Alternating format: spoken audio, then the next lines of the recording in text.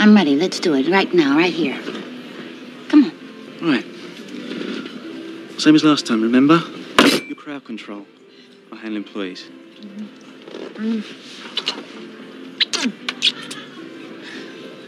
I love you, Pumpkin. I love you, honey bunny. Everybody be cool, this is a robbery! Any of you fucking pricks move! And I'll execute every motherfucking last one of you! Tony, Ouais. t'as vu ça? Il se passe la même chose dans le film. Ah, t'inquiète, c'est de la merde ce film. J'ai l'impression qu'il y a quelque chose d'important. C'est quand t'as dit il est 9h, c'est ça? C'est ça qui est important? C'est vrai, remarque, 9h c'est assez important comme horaire parce que c'est l'heure d'aller dormir. Remarque, une fois, je me souviens, il était couché vers minuit 10. Pourtant, moi j'étais fatigué après. Oh, j'y passerai des jours, des nuits, des mois s'il le faut. Ah nom de Dieu de bordel de merde. Oh, tu m'en dingue. Je m'en fous.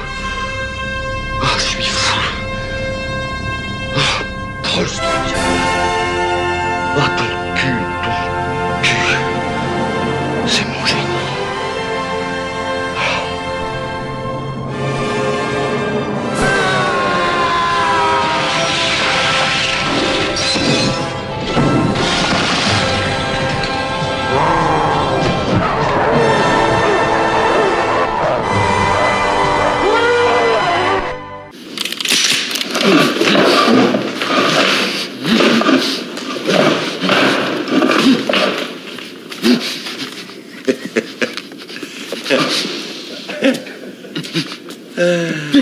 T'es rigolo. T'écoutes l'émission de Kabylie, le super son des 70s? Moi, c'est mon émission préférée.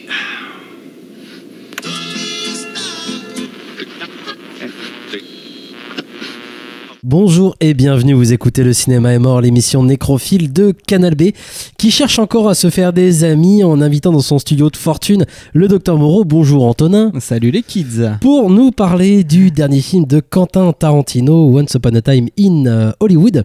On peut faire une petite dédicace et un petit merci à Charles-Édouard qui nous prête son appartement. Charles-Édouard, très connu de tous les piliers de bar de Rennes. Merci à lui. Merci Charles-Édouard pour ton charmant 2 pièces. Je crois que c'est comme ça et c'est très charmant. Merci en tout cas de nous inviter pour cette émission qui sera peut-être l'émission de la réconciliation en ce qui me concerne.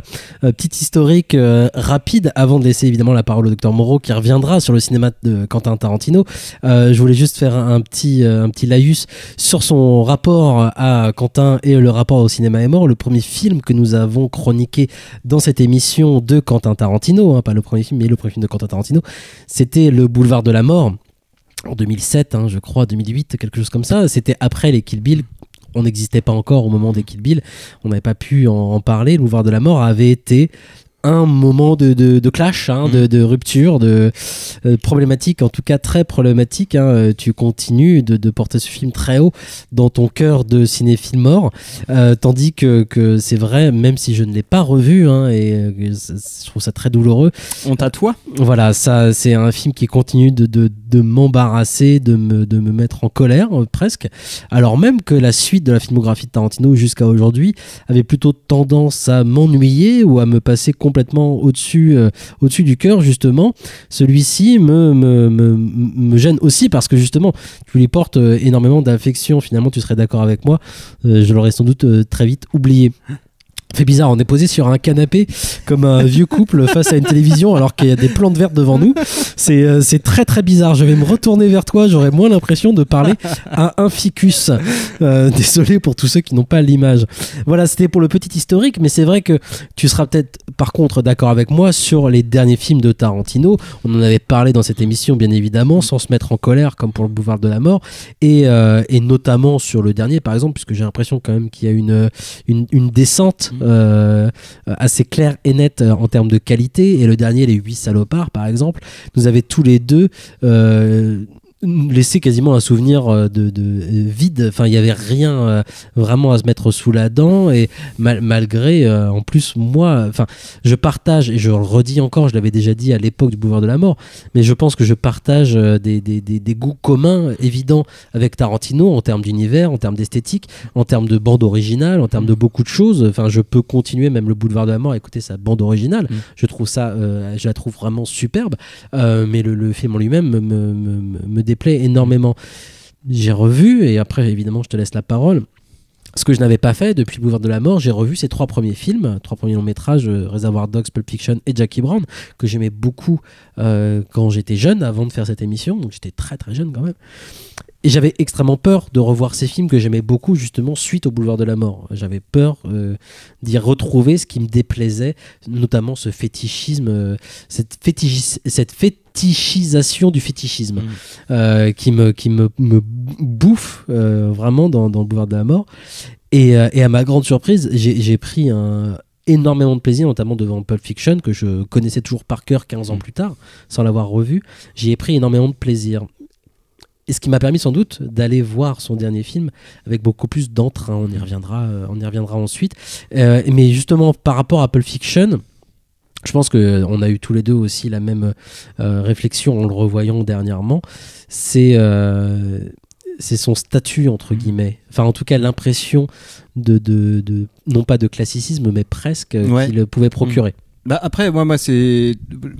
Bon, moi j'ai un rapport avec Tarantino assez voisin du tien, sauf que bon, moi j'inclus le Boulevard de la Mort dans ces plutôt excellents films, et c'est vrai qu'Inglourious Bastard et Django, on en avait parlé, et on y reviendra probablement. C'est des films sur lesquels j'avais beaucoup de réserves et qui me plaisent beaucoup moins, et ainsi que Les 8 salopards. Et c'est vrai que, mais de toute façon, Tarantino, moi j'ai l'impression que j'ai l'impression d'avoir grandi avec lui, forcément. J'étais ado quand Pulp Fiction sortait, ça a été une claque, ça a été un truc, ça a été une bombe, de toute façon, je pense, quand c'est sorti ce truc-là, parce qu'on avait l'impression d'avoir jamais vu ça pour la plupart du temps. Après, il y avait forcément des films annonciateurs et tout ça. On avait les frères Cohen qui avaient déjà commencé, puis d'autres cinéastes, les Joe Dante, tous ces cinéastes postmodernes un peu maniéristes qui avaient commencé à travailler les genres d'une manière assez voisine de Tarantino, mais pas à ce point-là. C'est-à-dire que Pulp Fiction, à l'époque où c'est sorti, ça a entériné le fait qu'un nouveau spectateur était créé, en fait. Je pense que c'est surtout ça, plus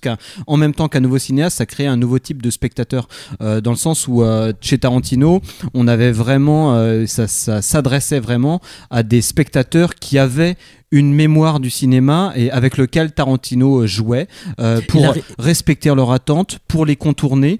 C'est toujours très important chez Tarantino, c'est ce truc-là d'investir un genre qui va créer une certain type d'attente, de retarder la satisfaction de ce désir-là, par des tunnels de dialogue, ou en faisant un film de braquage où on ne voit pas le braquage, en créant tous les tunnels de dialogue où d'un coup les gens parlent de complètement d'autres choses.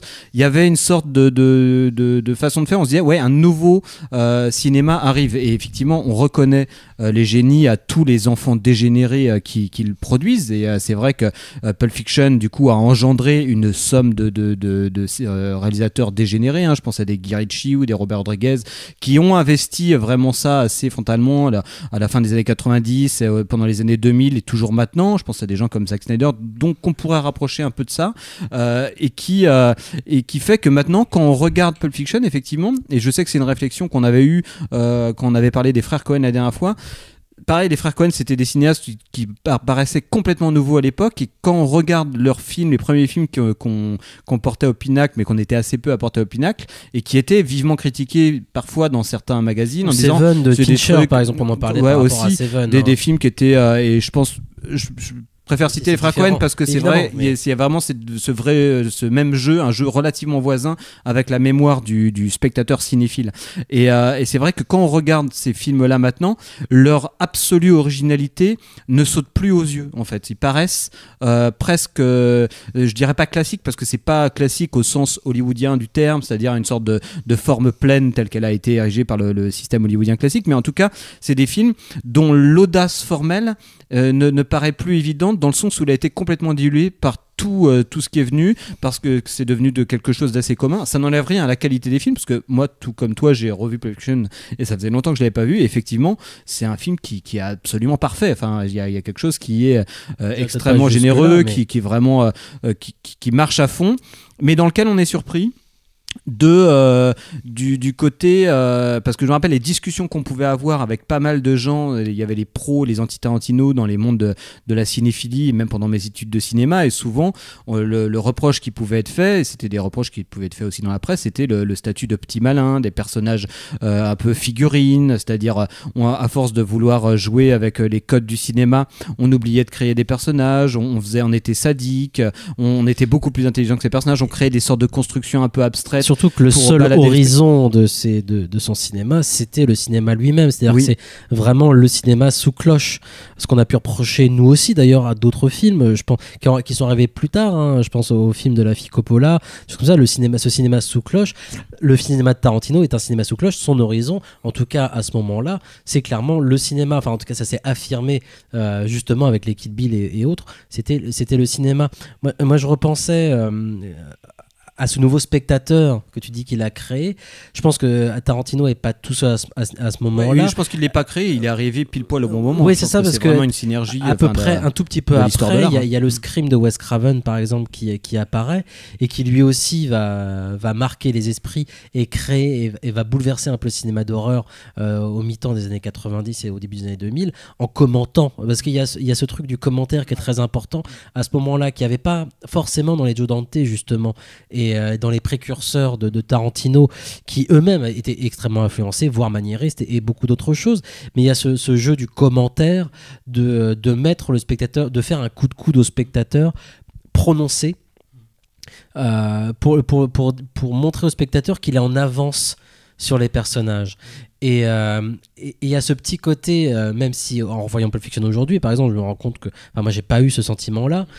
Bizarrement, j'ai pas revu Scream depuis longtemps, je sais pas si j'aurai encore ce sentiment-là, mais en tout cas je sais qu'il y a quelques années on en parlait encore en se disant, voilà, il y a presque quelque chose de condescendant en fait dans la façon dont on traite les personnages, parce que le réalisateur met le spectateur un peu dans sa poche en faisant des coups de coude, en disant t'es au-dessus des personnages parce que toi tu connais le cinéma, tu sais ce qui va se passer, tu connais les codes, donc il y a une forme de respect qui s'installe entre guillemets, qui va pas durer dans les exploitations de ces genres-là, hein, mais de respect qui s'installe en disant je vais pas te prendre pour un con, tu sais comment ça se passe, donc on va jouer ensemble avec les codes, évidemment.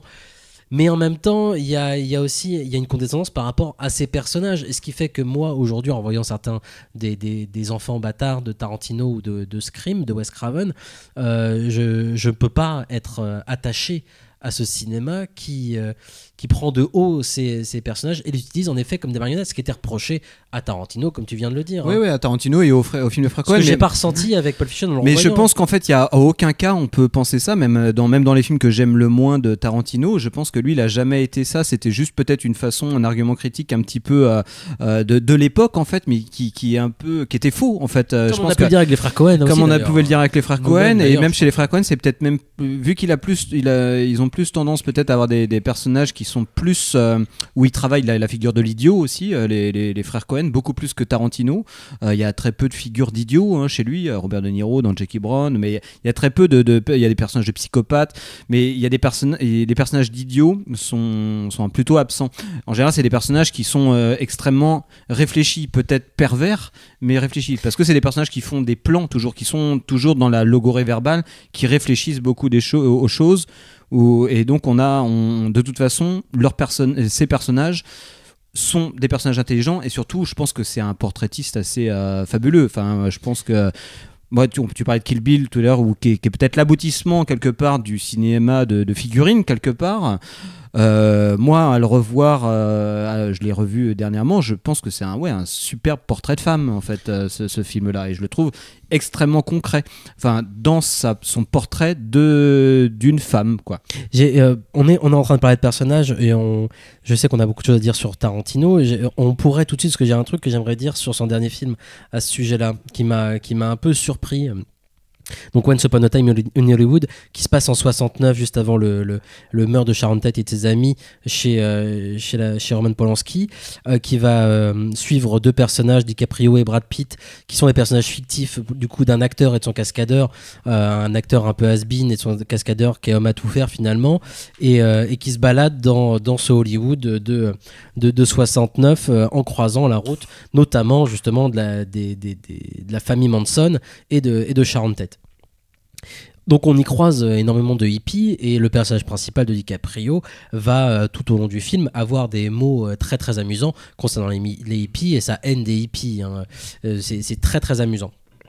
Et il y a quelque chose qui m'a en effet plutôt surpris de la part de Tarantino. Donc on suit avec plaisir les invectives que DiCaprio peut avoir concernant les hippies, et on sait que c'est la fin du hippisme justement, et qu'on va suivre la famille Manson, donc on s'attend en tant que spectateur à voir le côté dégénéré du hippisme. Il en joue énormément dans une scène dont on reparlera peut-être, où justement le personnage de Brad Pitt se ramène dans le ranch des Manson et qui est plutôt chouette, je trouve, en termes délirante, d'attente. moi je pense. Mais... Et voilà. Et il y a un rapport des hippies du coup qui sont présentés par le personnage de DiCaprio comme en effet dégénéré, et on a envie de taper dessus aussi avec lui. Et en même temps, la façon dont ils ont représenté par Tarantino, de façon presque subtile, je trouve, et constamment, non pas juste, mais en tout cas dénué de condamnation ou de condescendance. Par exemple, la première fois qu'on les croise, c'est juste des personnages qui vont jouer au glaneur dans les poubelles, mais sans les montrer cracra ou quoi que ce soit. Ils vont jouer au glaneur et être ravis de récupérer de la nourriture. Plus tard, avant même de commettre les meurtres, alors qu'on s'attend justement à trouver des gens dégénérés, complètement dégénérés, leur discours, même s'il est dit avec un ton un peu halluciné, c'est bah voilà, plutôt que d'aller agresser des gens qui n'ont rien fait, on va aller directement aux sources du mal. Les gens qui nous ont appris à tuer à la télé, c'est eux qu'on va aller chercher, quoi. Qu'il y ait une raison, qu'il y ait un impact. Il y a beaucoup de choses comme ça, en fait, qui m'ont surpris, en fait, parce que j'aurais pu m'attendre de la part de Tarantino, à cause du peu d'amour que j'éprouvais pour son cinéma depuis quelque temps, à justement retrouver un rapport un peu condescendant à ces personnages, à trouver des cibles faciles peut-être, pour mettre le spectateur dans sa poche aussi, en fait. Comme les nazis dans Inglourious Basterds. Par exemple, je pense que c'est ce qui me gênait beaucoup dans Inglourious Basterds. Il y avait une cible facile, c'était une évidence, voilà, paf, on pouvait créer un grand méchant. Et là, le personnage de Charles Manson n'est pas utilisé comme un grand méchant, quoi, comme une figure furtive, on le croise à peine, on entend à peine parler, c'est juste... Mais ici, on a le droit à des personnages, en fait. Moi, ça faisait longtemps que j'avais pas retrouvé ça dans un film de Tarantino, je pense. Bah, je pense que ça fait longtemps dans le sens où c'est vraiment une... Alors, j'ai vraiment pas du tout les 8 salopards en tête, hein. Et effectivement, le souvenir que j'en ai, c'est qu'effectivement, il ne sauvait personne, quoi. Que tous ces personnages étaient plutôt détestables et que c'était un film qui était assez éprouvant à regarder là-dessus. Où il y avait vraiment une cassure, parce que chez Tarantino, ouais, il y a quand même ces personnages sont toujours... En tout cas, je parle des personnages assez attachants. Je pense au personnage même de Christophe Waltz dans Inglourious Basterds. Finalement, il en crée un personnage haut en couleur, et là, on est le fameux adage d'Hitchcock, hein, plus réussi le méchant, plus réussi le film. Point, voilà. Tout comme DiCaprio dans Django, où le personnage a le droit à des répliques. Fatalement, on a non pas une sympathie, mais en tout cas, c'est un personnage haut en couleur qui fait qu'on est avec lui. Là, moi, ce qui me gênait profondément dans Inglourious Basterds et Django, qui sont deux films un peu jumeaux dans une sorte de période de Tarantino qui fait qu'il a voulu faire que le cinéma venge de l'histoire, quoi. C'est-à-dire Hitler va mourir, il va le tuer dans Inglourious Basterds, et il va sauver les Noirs de l'esclavage dans Django, et on va punir tous les esclavagistes ou les nazis.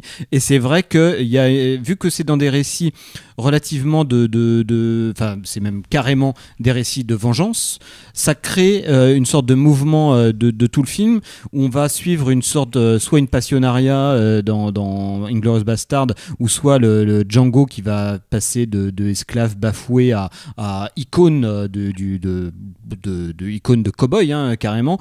Mais tous les gens qu'ils vont dégommer dans un déluge de violence, moi ça me gêne gêne en fait presque moralement dans Django à la fin, que tout le monde meurt et qu'on doive applaudir à tout rompre. En fait, ça me gêne moralement beaucoup, que ça soit et que ça soit des nazis en fait ou des esclavagistes. En fait, ça me gêne surtout que ça servait à un propos que je trouvais vraiment complètement naïf, et j'arrive pas à acheter ça en fait. Vraiment, j'arrive pas à acheter cette émotion, cette catharsis qu'il veut nous offrir. Je n'arrive pas du tout à l'acheter.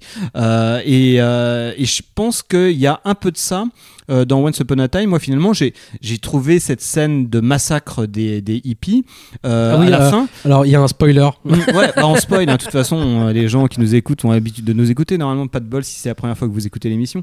Mais ouais, il y a quand même une scène de massacre que je trouve marrante, mais finalement qui m'a pas tant gêné, parce que finalement elle est assez courte et tellement brutale que ça en devient grotesque. Enfin, je sais pas ce qui s'est passé dans cette scène là et j'ai vraiment très hâte de le revoir, mais en tout cas effectivement il y a les personnages, vu que Tarantino est très fort, on les voit très peu avant le truc. Enfin, en tout cas les 4 tueurs, les 4 qui vont devenir 3 sont clairement des paumés total, et ils ont quand même le droit à 2-3 répliques qui fait qu'ils existent et on comprenne qu'ils sont complètement paumés, les bonhommes.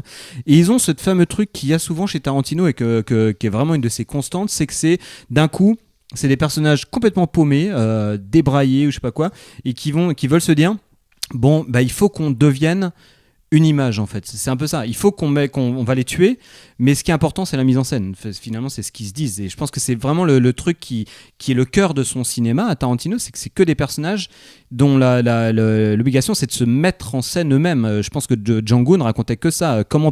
C'est presque théorique, hein. Au début il commence tout nu, après il se met des costumes, il se trouve une façon de parler, il se trouve des répliques, et après la mise en scène a pris un corps comme ça informe, bafoué, balafré et compagnie, l'a transformé en icône. Et c'est clairement ce que fait Tarantino. Enfin, les personnages de Tarantino ne réfléchissent que comme ça. Il faut absolument gérer tous les aspects de la mise en scène de soi-même, et les hippies finalement Tarantino leur a donné le droit d'être des personnages. Je parle de la scène finale parce que ils ont voulu mettre en scène quelque chose, et ça me paraît assez intéressant, et en tout cas une constante de son cinéma, et en tout cas ça m'a permis d'acheter en fait cette dernière scène. Mais ce rapport au personnage, parce que moi c'est ce qui m'a permis, je pense aussi, d'apprécier énormément même la forme un peu vagabonde dans le scénario vraiment de Once Upon a Time, par rapport au personnage de Rick Dalton par exemple, interprété par DiCaprio, qui est un acteur donc qui se sent coulé, devenir has-been, hein, qui est embauché pour faire des seconds rôles dans des séries télé, des choses comme ça, et qui se retrouve donc malgré lui à jouer les bad guys, ce qui fait a priori, parce qu'on comprend pas très bien au début, et il va devoir apprendre aussi à se réapproprier du coup une part un peu sombre. Ce qui est intéressant au départ, en tout cas dans son personnage comme dans celui de Brad Pitt, c'est qu'on a affaire à des personnages que j'ai trouvé extrêmement positifs. Ça veut pas dire qu'ils sont blancs comme neige, que c'est des chevaliers blancs, c'est pas ça que je veux dire. C'est que c'est des personnages qui ne cherchent pas à faire le mal. Ils ont leur part sombre, c'est évident, c'est montré. Il y en a un qui est alcoolique, dépressif, l'autre qui a peut-être tué sa femme dans le passé. Alors voilà, ils ont leur part de sombritude, c'est une évidence, mais c'est pas des personnages qui cherchent le mal, comme la plupart des personnages qu'on va croiser, même les hippies justement, ils cherchent pas, et forcément, mis à part dans la séquence finale évidemment, hein, où ils vont aller préparer un massacre, mais on n'a pas des personnages qui cherchent à faire le mal, mais qui cherchent à s'en sortir. Enfin, il crée de vrais personnages,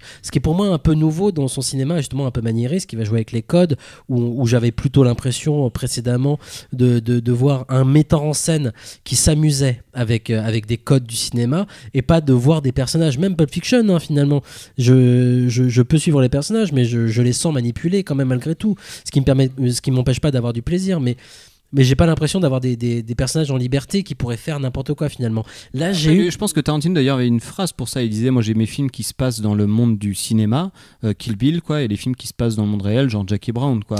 Et voilà, je retrouve un petit peu du Jackie Brown en fait, justement. Et moi c'est peut-être ce qui me touche le plus dans ce qu'il est capable de faire. Et là je retrouve du coup beaucoup ça, mais avec ce personnage par exemple de DiCaprio, je suis pas particulièrement fan de cet acteur, ni même de Brad Pitt d'ailleurs, alors que j'ai trouvé Brad Pitt absolument merveilleux dans ce film. On en c'est reparlera. délirant, moi, je trouve, ouais. Mais je le trouve d'une. Voilà, on va en reparler. Là, sur le personnage de DiCaprio, moi, ce qui m'a Gay. vraiment. Mais non, mais personnage de DiCaprio, donc un acteur que j'aime pas particulièrement, qui va prêter justement. Je trouve qu'il a trouvé un rôle pour le coup. Auquel je croyais, alors ça pourrait être presque lui qui joue son propre rôle, cet acteur justement qui cherche à incorporer finalement à son jeu sa part sombre, et donc du coup on va suivre énormément. Il y a tout un espace dans le film où on le voit jouer dans une série western où il doit jouer le méchant. C'est très très long dans le film, ça prend une place quand même assez folle, hein. Sur un film de 2h30, ça prend une grosse demi-heure, je crois, le tournage de cette série, et on voit les séquences en entier, on suit vraiment cet épisode de série télé, filmé malgré tout. C'est un montage alterné avec les 3 autres. C'est ça, trucs, mais malgré tout, Tarantino prend le temps de le montrer, jouer ça. Et c'est vrai que je me suis beaucoup demandé, mais pourquoi prendre ce temps-là et qu'est-ce que ça crée surtout ? Ce que ça crée, c'est justement de sentir à la fois ça amène énormément de choses chez ce personnage.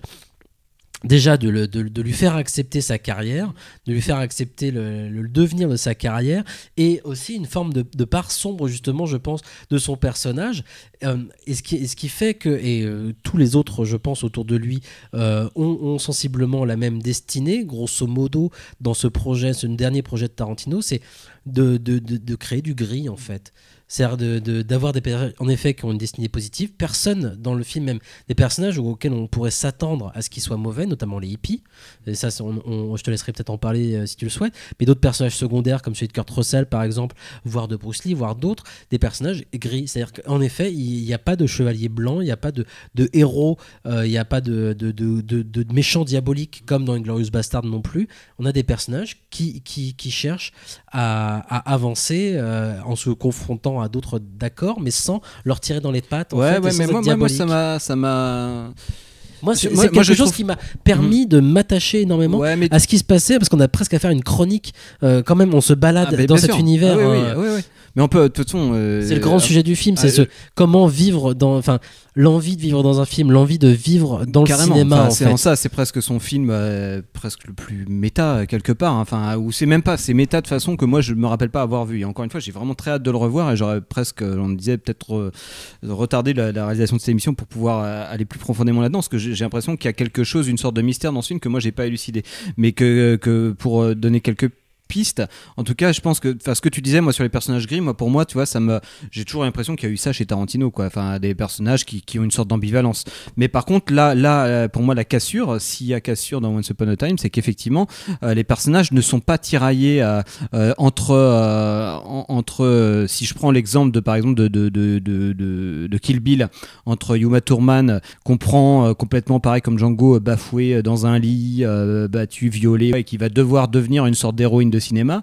Donc elle est au début complètement organique, j'ai envie de dire, et à la fin, son but à la fin de Kill Bill 1, c'est de devenir une image, quoi. Enfin, et le Kill Bill 2, au contraire, va prendre cette image-là et la re-remplir d'humanité vraiment. Mais il y a cette tension-là chez Tarantino, mais que je trouve passionnante dans la plupart de ses films, c'est que les personnages, de toute façon, leur objectif, quelque part, leur horizon, c'est de devenir une image. C'est quand on prend Jules et Vincent Vega de Pulp Fiction, c'est des images hyper connues. Ils sont en caleçon, enfin ils sont en costume, et ils vont être mis en danger parce que d'un coup ils ont perdu leur costume. Et ils sont en caleçon, en t-shirt, ils sont informés. C'est le pire qui puisse arriver à un personnage de Tarantino, c'est d'être tout nu ou d'être dans une tenue qu'ils n'ont pas choisie, quoi. Parce que l'objectif des personnages de Tarantino, c'est d'être maître de son apparence, de son image, pour finalement devenir une image.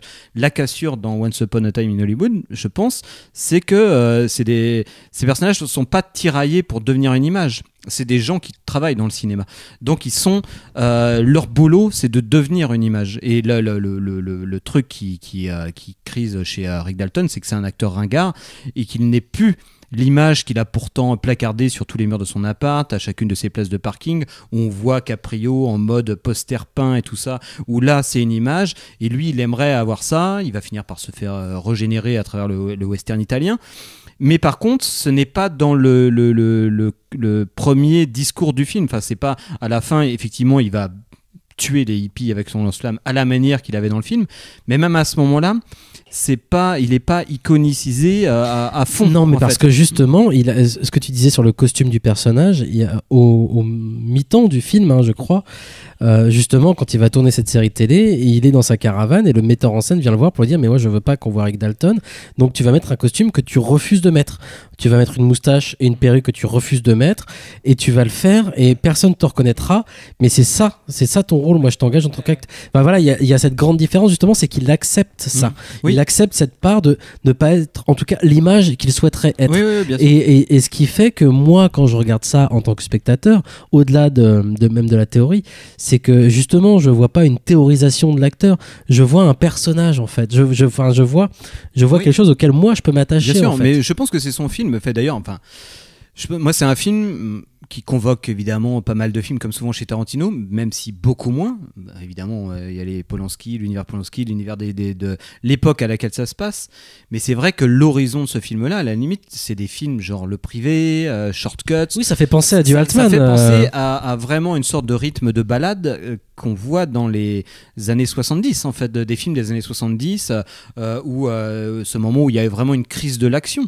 C'est-à-dire que d'un coup, l'intrigue était quand même assez minimale et le temps s'étirait. C'est le moment où Hollywood a été irrigué par la modernité européenne, c'est-à-dire voilà, on n'était plus dans des récits à Halos où le seul comptait quelque part l'intrigue, les dialogues, la tenue d'aller d'un point A à un point Z. Là, c'est un film, c'est une balade de 2h30 ou un peu plus, je ne sais plus, mais dont l'horizon, enfin les choses auxquelles je me réfère, ça va être vraiment des films des années 70 ou éventuellement Shortcuts auquel j'ai beaucoup pensé mais qui est beaucoup plus récent, mais j'ai vraiment beaucoup pensé à ça, mais pas du tout comme d'habitude avec les films de Tarantino où quand même, on est dans des intrigues, des archétypes de micro-récits, de genre, des récits de vengeance.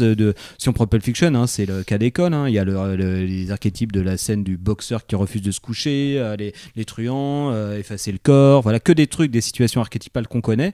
Là, c'est que une balade. Les trajets comptent beaucoup. On est vraiment dans une sorte de presque d'errance, quoi. Alors, il s'est même passé quelque chose pour moi d'un peu surprenant, de pas mal surprenant. Je savais qu'on était dans un film de Tarantino et qu'on allait avoir en effet encore à peut-être un film entre guillemets révisionniste, à savoir qu'en effet on allait échapper d'une manière ou d'une autre au massacre de Sharon Tate et de ses amis en fait.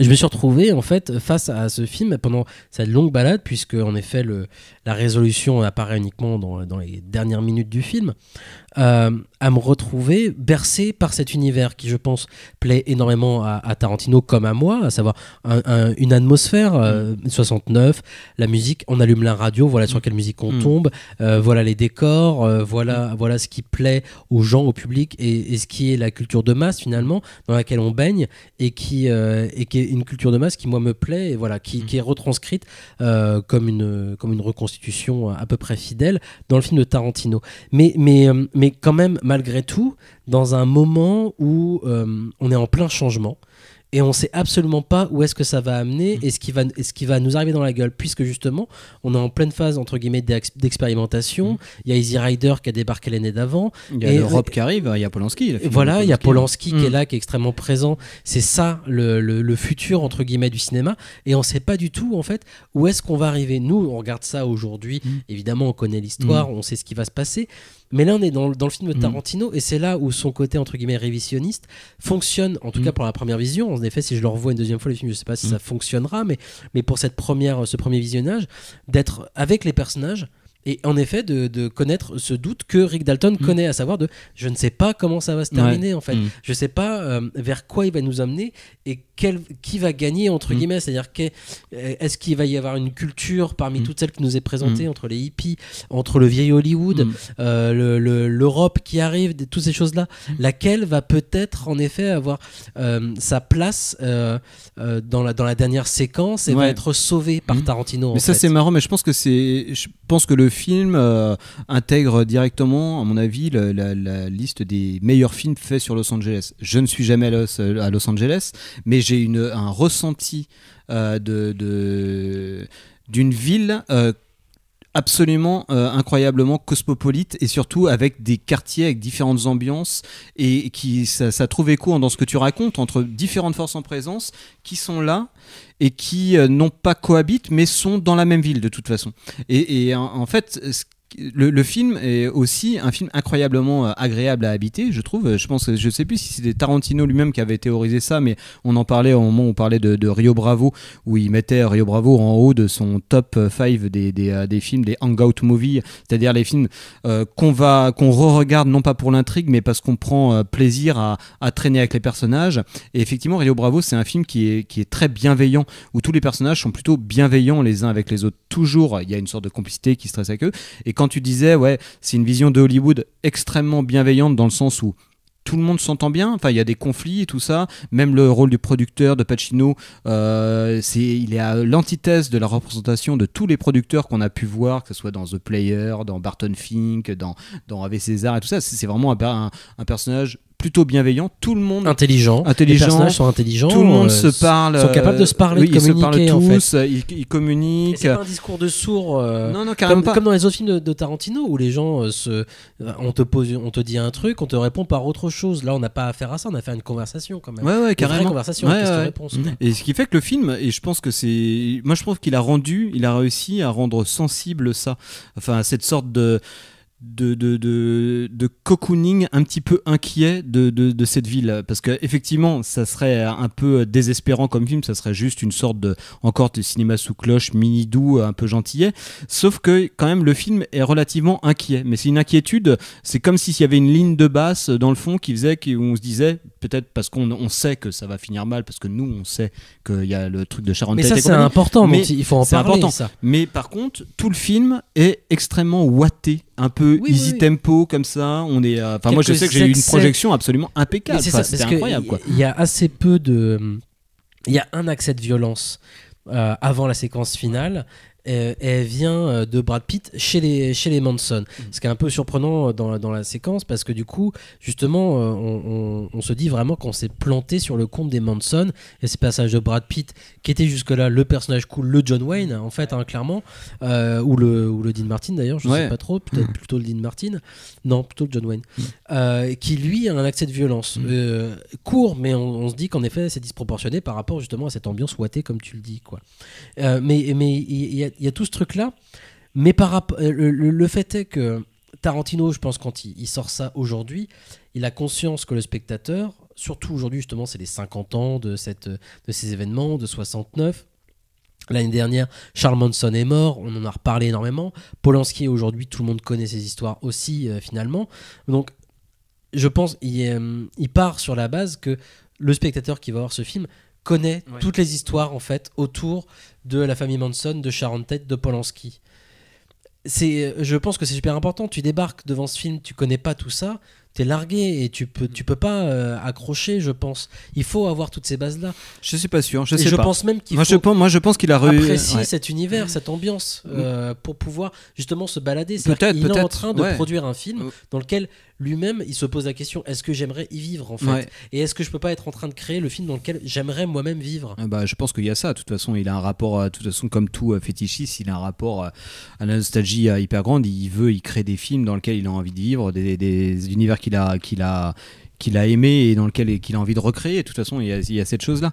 Mais je voulais revenir sur ce moment, quand même, le moment pivot où là, il y a la résolution des trois histoires entre Brad Pitt qui va chez les hippies, Sharon Tate, donc incarnée par Margot Robbie, qui se voit en tant qu'image, donc qui rejoint un peu ce que j'essayais d'expliquer. Elle va au cinéma pour voir un film dans lequel elle joue avec Dean Martin. Et voilà, ça c'est encore une sorte de cassure par rapport à ce que j'essayais d'expliquer un petit peu sur les personnages qui veulent devenir une image. Et là, c'est ça aussi, mais sauf que c'est au sens littéral. C'est Margot Robbie qui voit un film où là, pour le coup, c'est Sharon Tate, la vraie, qui joue, et elle prend un plaisir fou à se découvrir en tant que personnage de fiction. Et avoir la réaction du public. Et surtout, donc c'est c'est pas un montage alterné, mais tous les trois fils narratifs se mêlent entre eux.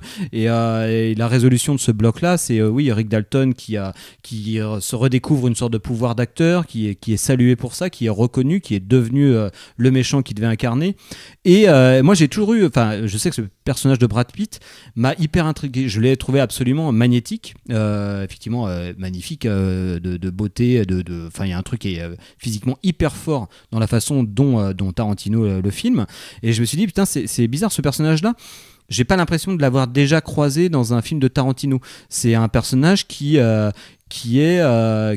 pas ou peut-être Robert Forster éventuellement dans Jackie Brown. Il y a ce côté le type il n'a pas d'aspiration quelque part. Ouais, mais il y a le type qui a déjà vécu, qui a déjà une vie avant en fait, quoi, et qui est non pas qui est blasé parce que le type a ses désirs, ses envies, on le voit, hein, mais en tout cas il a une espèce de nonchalance justement à la John Wayne dans Rio bien Bravo. Sûr, par en exemple, fait. c'est un des personnages au son pur point de vue dramaturgique, il n'y a pas de conflit en fait chez lui. Enfin, il a pas un conflit comme Rick Dalton a un conflit. Non, ils sont réglés très vite. Tous ces conflits sont réglés en 3 coups de poing. En fait. C'est exactement ça. C'est un conflit physique et point barre.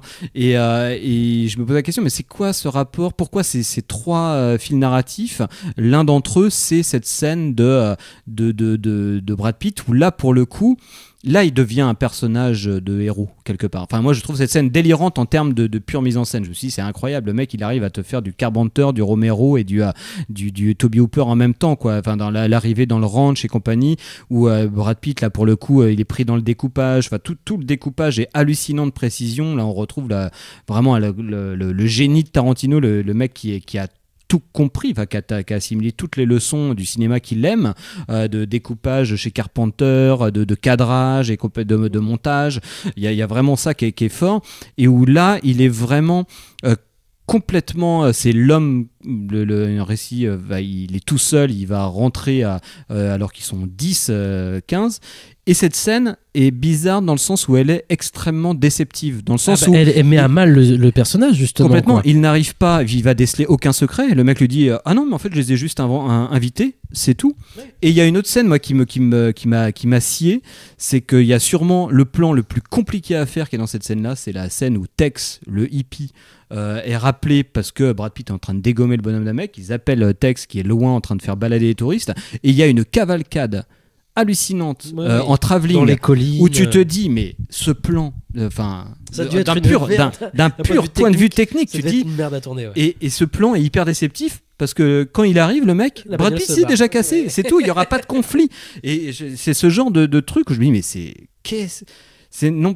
je me demande même qu'est-ce qu'il a voulu dire, en même temps ça marche, quel est le sens caché derrière tout ça. Après moi je suis toujours dans un rapport avec Tarantino où je me dis il y a un truc caché, il y a un truc secret que je trouve qui me fascine toujours, même dans les films que j'aime moins, et là dans cette scène là je la trouve vraiment folle. Est-ce que c'est pas quelque chose de très simple de juste encore une fois de faire durer, c'est-à-dire que on est dans le conte évidemment Once Upon a Time, mais quand il fait ça il en appelle évidemment à Sergio Leone. Enfin il y a quelque chose, même si ça a toujours été je pense Sergio Leone quelqu'un qu'il admirait, même si dans ce film là par exemple il cite plutôt volontairement Corbucci, mais quand il le cite il dit clairement c'est le 2e meilleur metteur en scène italien de western, des choses comme ça. Donc il y a quelque chose de Leone évidemment, et il a compris tout ce que faisait Léon aussi, mais je pense, et l'attente est énorme, elle a créé la tension.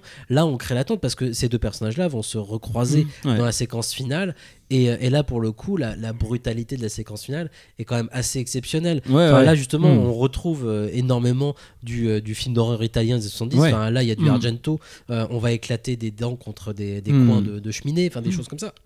C'est extrêmement brutal. Donc il y aura la rencontre, et là on fait durer aussi le plaisir, mais par contre il y a ce côté en effet peut-être déceptif de crise de l'action, propre aussi au cinéma américain du début 70. Bien sûr. Donc il arrive malgré tout là sans faire du pastiche. C'est ça aussi qui me plaît et qui pour moi est très intéressant dans celui-là, contrairement à tous les derniers films qu'il a pu faire. C'est-à-dire que le pastiche dans Once Upon a Time, il est directement dans les faux extraits de films qu'on voit, qui ont été tournés par le personnage de DiCaprio ou des choses de ce genre, mais pas dans l'histoire des personnages qu'on suit. Ça c'est super important pour moi, même s'il y a de l'influence évidemment, comme tu le disais, sur du cinéma, je pense, de Robert Altman. Moi j'ai pensé à Robert Altman beaucoup en voyant ça, mais sans y voir du pastiche. C'est-à-dire qu'on n'est pas dans OSS 117, on n'est pas dans Kill Bill, dans la Nazi Exploitation non plus. On est très loin de tout ça, on suit vraiment des personnages. Et c'est super important. C'est super important en fait, tout bêtement en fait, pour pour vraiment jouir de l'action, même si le film manque d'un cœur, c'est-à-dire qu'il pourrait durer une demi-heure de plus, une demi-heure de moins. Peut-être qu'on aurait pu raccourcir énormément ou rallonger beaucoup plus. Ça pourrait être une série. Ouais. Ça pourrait clairement être une série, quoi. Ça pourrait être une série, mais au sens une bonne série, ou une série plus à la David Simon, quoi. C'est à la fois son point fort et son point faible. C'est-à-dire qu'en effet, on a envie d'y vivre. Ça parle de ça, dans quel film on voudrait vivre, comment on fait pour vivre dans un film. Tous les personnages parlent de ça. Comment on fait pour vivre là où on est, ou dans l'espace du cinéma. Tous les personnages dans le film parlent de ça. C'est clairement le sujet. Donc évidemment, si on se plaît dans ce film, on a envie que ça dure, comme Rio Bravo par exemple. Rio Bravo, moi ça pourrait durer en effet beaucoup plus. J'aimerais bien suivre les personnages encore et encore. Mine de rien, ça s'arrête là où ça s'arrête, Rio Bravo. Et j'ai pas trop envie d'y toucher à ce film-là. J'ai pas forcément ce sentiment-là par rapport à Once Upon a Time. Je me rends bien compte que cette version-là, elle est peut-être pas complètement définitive, pas du tout. Ouais, c'est pour ça que je disais que Pulp Fiction, moi quand je regarde ça, je me dis c'est du travail d'orfèvre, dans le sens où il n'y a pas une seconde de trop, une seconde de moins et tout ça. Tu te dis, le film a trouvé une forme total, quoi, ou comme Reservoir Dogs aussi. Oui, mais parce que ça tient sur un film narratif. Bien sûr, mais à la limite, là où on peut parler de chef-d'œuvre, dans le sens où il y a un accomplissement quelque part, mais à la limite, je pense que je préférais toujours sûrement, et ça fait, je parle de Once Upon a Time, mais c'est valable pour d'autres films. Ce film-là a sûrement plein de défauts, mais moi, j'attends de le revoir, effectivement, avant de me prononcer, mais je pense que je préférais revoir ce Once Upon a Time plutôt que Pulp Fiction, parce que je trouve qu'il y a une sorte de fragilité, il y a une mystère. Il y a des trucs irrésolus, peut-être que je vais résoudre et du coup je trouverai le film plus chiant, mais moi il y a des tas de choses qui me... Tu parlais de Serge Leone tout à l'heure, mais chez Serge Leone, je pense qu'un de ses secrets, mais tout comme Melville, c'est que c'est des cinéastes qui sont des enfants quelque part, je pense qu'ils ont... Il y a beaucoup de grands cinéastes où je pense que leur talent finalement c'est que c'est des gens qui arrivent à se connecter directement à une émotion liée à l'enfance de plaisir, et je pense que Tarantino a beaucoup ça, Sergio Leone a ça, quand il fait des westerns il y a vraiment ce truc là de jouissif, Melville quand il fait des gangsters et tout ça il y a vraiment ce truc là de jouisseur, mais c'est un truc qui m'a toujours interpellé chez Tarantino, c'est que il joue à la fois, chez lui la satisfaction du désir est hyper importante. On sent que ça fait que de bouffer, on est toujours des gens qui sont en recherche de jouissance, ou qui sont toujours en train de parler de leur projet pour atteindre cette jouissance, et en même temps c'est un cinéaste qui ne fait que de frustrer ses spectateurs, qui fait que de frustrer ses personnages également, et je pense que ça se retrouve vraiment formellement cette chose là. Moi il y a quelque chose qui m'hallucine toujours chez lui, et particulièrement dans Once Upon a Time, c'est sa façon qu'il a d'utiliser les musiques, que je me dis mais faut vraiment être Tarantino pour faire ça, pour te payer Mrs. Robinson, te foutre le truc, tu dis c'est impayable ce morceau, et il est radical, c'est une arme de séduction massive, et de te le couper au bout de 40 secondes. Il y a un truc là-dedans qui m'interroge toujours, où il y a cette volonté où tu te dis là je te fais plaisir, mais j'arrête. Je sais pas si c'est branleur ou si parce qu'après il va réembrayer sur un truc où il va te recréer une autre zone de plaisir. Je sais pas si c'est vraiment juste branleur pour montrer moi je peux le faire, ou si ça crée quelque chose. J'ai envie de dire ça crée quelque chose, parce que à ma grande satisfaction, j'ai pas ressenti ça, contrairement à un Scorsese par exemple qui fait le même genre de choses dans Le Loup de Wall Street. Oui. J'ai pas du tout ressenti ça avec ce Tarantino là. Je pense à une séquence justement de Brad Pitt qui s'enfuit en bagnole, qui fait une virée nocturne, et on a des morceaux des morceaux de musique qui vont durer entre 10 et 30 secondes, parce que voilà, c'est la radio en fait, et c'est la balade aussi. Et moi j'ai ressenti le film un peu justement comme une balade dans cette année 69, et le fait de passer de morceau en morceau, même d'avoir Mrs. Robinson, c'est le truc du moment, c'est le tube. Les morceaux qu'on entend, c'est les tubes du moment. C'est-à-dire qu'il n'a pas forcément été à la recherche de la petite musique que personne ne connaissait, le tube justement caché. Là, on a des tubes du moment, on a des choses vraiment que tout le monde a déjà en tête énormément, quoi. Et Et c'est chouette. Et moi, c'est juste en voyant ça, par exemple, Brad Pitt se balader en voiture et puis ces morceaux qui passent, je me disais, bah, putain, il a du bol. Ouais, c'est vrai qu'en effet, à ce moment-là, t'étais sur la radio avec les tubes du moment. Bah voilà, c'est ça que t'entendais en fait. C'est autre chose qu'aujourd'hui. Mais sans avoir ce côté vieux con non plus en fait. C'est là aussi où ça m'a plu, c'est qu'il n'y a pas la nostalgie un peu nauséabonde dans le film à se dire aussi. C'est absolument là que je veux vivre. Et on retrouve peut-être par contre, mais pas ce côté de Sergio Leone qui quand il fait Une fois dans l'Ouest par exemple, ou même ses autres westerns, le fait par la vision qu'il avait de cet Ouest-là, de ce western. Et là, il y a une évidence, c'est-à-dire que c'est encore une fois la vision de Tarantino de ces années-là, en cherchant quand même une forme de véracité, d'authenticité, en tout cas, pas de véracité, mais d'authenticité dans le décorum. Ouais. Dans le décorum, dans les personnages même, d'aller chercher justement des acteurs connus, que ce soit Steve McQueen, Bruce Lee, qui vont juste faire une apparition, qui ne servent à rien dans l'histoire. Hein.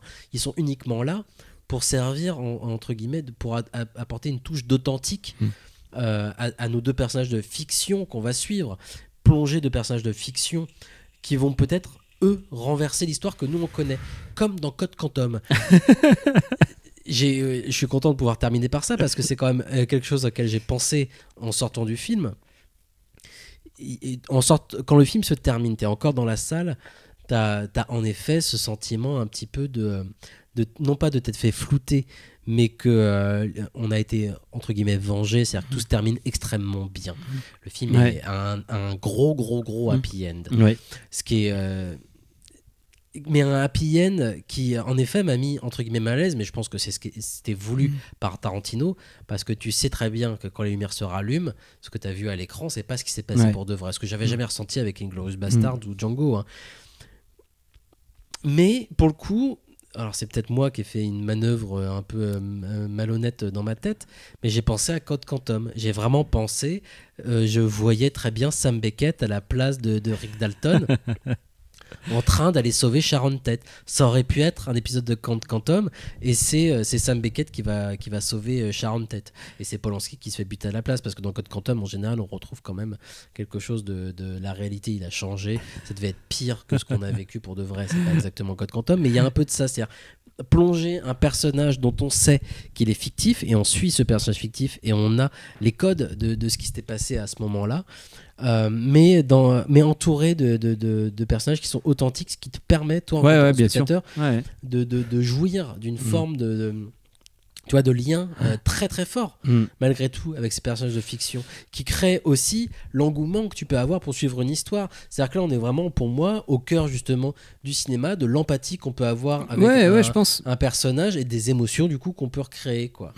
Alors, j'ai pas non plus joui comme un fou devant Once Upon a Time in Hollywood, hein. J'irai pas jusque-là. Moi, j'ai été gêné encore par plein de touches de Tarantino. Moi, dès qu'il filme des pieds en gros plan pendant un quart d'heure, ça me saoule. Des pieds sales. Des pieds sales, mais pas forcément des pieds. Les pieds de la hippie sur le tableau de bord, c'est pas forcément sale. Mais voilà, ça m'agace. Je dis non, mais c'est bon, j'ai compris. En tout cas, tu avais réussi à me faire oublier que j'étais devant un film de Tarantino. Là, j'étais en train de suivre une histoire, et paf, tu me remets ça sous le nez, quoi. Non, ça m'agace. Ouais, bah après, moi, je suis pas séduit par ça, par toutes les touches d'auteur et compagnie, là, les touches voilà, les petites, vraiment, c'est vraiment des effets de signature qui peuvent être un petit peu emmerdants, mais comme les Red Apple et les clubs Red Apple qu'on trouve de film en film et tout ça, c'est même pas, enfin, moi, ça m'emmerde même pas, c'est que ça participe du côté absolument ludique qu'il peut avoir, et justement très enfantin. Mais peut-être, moi, pour finir, moi, j'ai envie de dire, il y a un truc qui est chez lui, que j'aime bien chez Tarantino, c'est qu'il est jamais dans la hiérarchie. En fait, je pense que Tarantino, mais comme beaucoup de très grands metteurs en scène, c'est quelqu'un qui a une sorte de maladie mentale, enfin qui a une sorte d'aphasie, comme Spielberg. Des fois, je me dis, ce mec est un autiste. Enfin, de toute façon, ça a été diagnostiqué. Et tu dis, pour pouvoir filmer comme ça, faut avoir une force synthétique qui proche de l'autisme, quoi. Et lui, je me dis, il a un problème. Il y a toujours la question de la moralité chez Tarantino, où tu vois que c'est jamais un problème chez lui. Enfin, c'est pas, si on pouvait dire, on pourrait juger les films à ce qu'ils n'ont pas. Chez Tarantino, la moralité, c'est quelque chose qui n'est pas dans son système de pensée, quoi. Et ça va de pair avec un truc chez lui, c'est qu'il y a pas de hiérarchie et il accueille tout le monde quelque part. C'est pour ça que moi, finalement, Django ou Inglourious Bastard, qui moi je considère comme sa période un peu Spielberg, Amistad, la couleur pourpre, genre je prends des grands sujets, pour moi ça ne marche pas. Ça ne marche pas parce que chez lui, un psychopathe ou un kidam, il aura le même intérêt pour eux. Il fera pas il l'échelonnera pas de qui aura le plus d'importance ou pas. Il y a quelque chose qui est profondément généreux et profondément accueillant dans son cinéma et qui correspond aussi, enfin qui va aussi avec tout le mélange de genres de film A à la Howard Hawks, film Z, le fait qu'il a toujours voulu remettre en avant des films déconsidérés qui sont maintenant le haut du panier, enfin pas le haut du panier mais des films que tout le monde regarde, mais à l'époque de Pulp Fiction ou de Kill Bill ou de Reservoir Dogs, voilà, citer les films HK, c'était un travail de militantisme. Au moment de Kill Bill, citer les films de la Shaw Brothers, c'était un travail de militantisme. Maintenant, non, le combat a été gagné, on en a souvent parlé. Maintenant, il faudra vraiment plutôt revoir les classiques des dictionnaires d'auparavant. Mais chez lui, il y a une volonté d'accueillir absolument tout le monde, que je trouve vraiment belle et qui s'incarne pleinement dans ce final en fait, quoi. Parce que qu'est-ce que c'est ce final? C'est l'ancienne Hollywood qui va faire des bisous au nouvel Hollywood qui arrive en fait, quoi. L'influence européenne, Polanski, Sharon Tate, le mouvement hippie, Sharon Tate, voilà. Et d'un coup le western, ils vont se faire des bisous et vont dire finalement on peut pas jouer la carte comme ça a été souvent joué d'ailleurs dans ces années-là, mais pas tant que ça. Enfin, c'est l'historiographie qui fait dire ça, mais tous les grands cinéastes de cette époque-là, voilà, voulaient peut-être déboulonner le système des studios, mais ont tous grandi avec des films qu'ils ont aimés. Et là, dans cette scène-là, et la télévision, il met, bien sûr, à aucun moment il a un discours critique sur la télévision. Il met tout le grand bain des images sur un pied d'égalité quelque part. Et ça, c'est quelque chose qui à la fois, ça se termine pile là-dessus d'ailleurs. Mais bien sûr, et ça crée sa limite par moment, parce que c'est-à-dire, on se dit, mais ce mec ne choisit pas. C'est un grand bain, c'est difficile de se repérer moralement ou dans une vision d'auteur chez lui, mais en même temps c'est complètement unique dans sa façon de tout mélanger et de faire tout cohabiter. C'est pas que tout se vaut non plus, c'est qu'il y a des qualités dans tout par contre. Bien sûr, et je pense que c'est là-dessus où voilà, il y a c'est cette générosité chez Tarantino qui fait que aussi il peut avoir du succès quelque part, qui fait son énorme, le point central de son génie, quoi. Il est temps de se quitter. On a beaucoup trop parlé de Quentin Tarantino aujourd'hui. Vous pouvez retrouver cette émission, bien évidemment, sur le site de Canal B en podcast et sur la chaîne YouTube du Cinéma est mort. Une petite annonce, on parlait de western à l'instant. Le 15 septembre à l'Arvor aura lieu la rentrée des films du dimanche soir. Une date à ne pas manquer puisque nous allons diffuser tout simplement l'un des plus grands films de l'histoire du cinéma, à savoir La Horde Sauvage de Sam Peckinpah. Tourné en 69. Voilà. Donc forcément, ce qui tombe bien, la même année de l'époque où le se passe dimanche Once Upon a Time. 15 septembre à l'Arvor, ne pas rater La Horde Sauvage de Sam Peckinpah. On se retrouve très bientôt. Merci à vous de nous avoir écoutés. Merci Antonin, bien évidemment, d'avoir participé à cette émission. Merci à Charles-Édouard, Charlie, de nous avoir accueillis chez lui pour enregistrer cette émission. Désolé Canal B de ne pas être plus présent que ça dans les studios. On se retrouve très vite. Merci. Au revoir. Merci, des bisous. A v Paříži dostaneš pivo u McDonalda.